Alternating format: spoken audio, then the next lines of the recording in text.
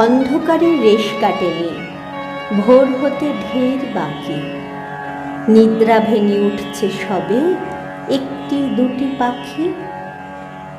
আমি তখন উধাও ঘুমের মধ্যে ডুবে গিয়ে কোত্থেকে মা হঠাৎ এসে জাগান ধমকে দিয়ে, অলক্ষণে কাণ্ড দেখো, ঘুমোবি আর কত, শিগগিরই ওঠ, এই দিনটা কি অন্য দিনের মতো। ঘুমের ঘোরেই বলি, এটা বড্ড বাড়াবাড়ি, প্রতি বছর একই জিনিস, এতই কি দরকারি।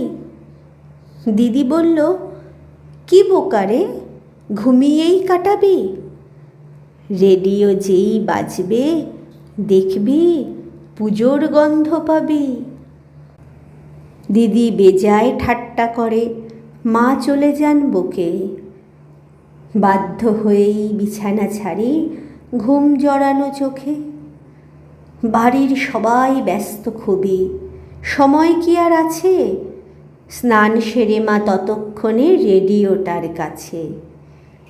যেই না সুরদীপ্ত গলায় মহিষমর্দিনী, মনে হলো রক্তে সুর জন্ম জন্ম চিনি। সেই চেনা সুর, সে উচ্চারণ তবু প্রাণেরও তরে, না জানি কোন জাদুর ছোঁয়ায় নতুন বারে বারে।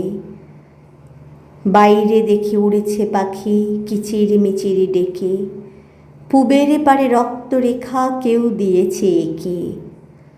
ভোরের আকাশ, কোমল বাতাস, হরেক রকম পাখি, সবাই যেন বলছে, পুজোর গন্ধ পাচ্ছ নাকি।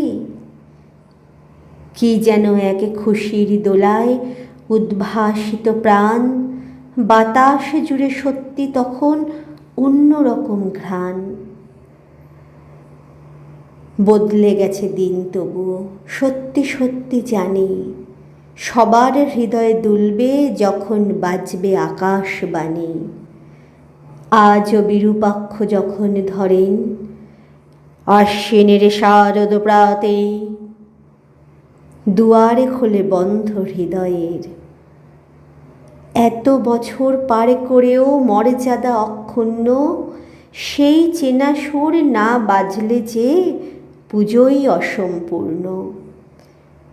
আজও কি এক খুশির ছোঁয়া জাগায় শিহরণ, বাজল তোমার আলোর বেণু, মাতল রে ভুবন।